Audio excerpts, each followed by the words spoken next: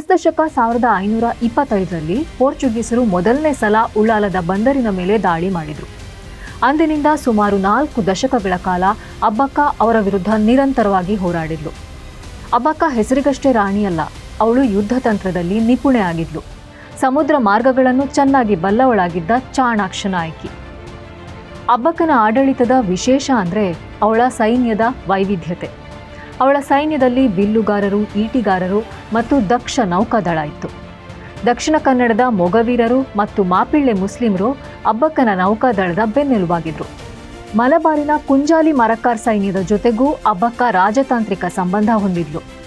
ಇಷ್ಟೆಲ್ಲ ಇದ್ದಿದ್ದು ರಾಜ್ಯದ ರಕ್ಷಣೆಯ ಉದ್ದೇಶಕ್ಕಾಗಿ ಮಾತ್ರ ಅಲ್ಲ, ಇದು ಪರಕೀಯರ ಕಾರ್ಟರ್ಸ್ ಅಥವಾ ಪರವಾನಗಿ ಪದ್ಧತಿಯ ವಿರುದ್ಧದ ನಡೆಯಾಗಿತ್ತು.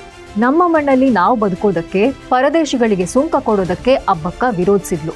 ತನ್ನ ಮಣ್ಣಿನ ಸಂಪತ್ತನ್ನು ಲೂಟಿ ಮಾಡೋದಕ್ಕೆ ಬಂದವರಿಗೆ ಅಬ್ಬಕ್ಕ ಸಿಂಹ ಸ್ವಪ್ನನೇ ಆಗಿದ್ಲು.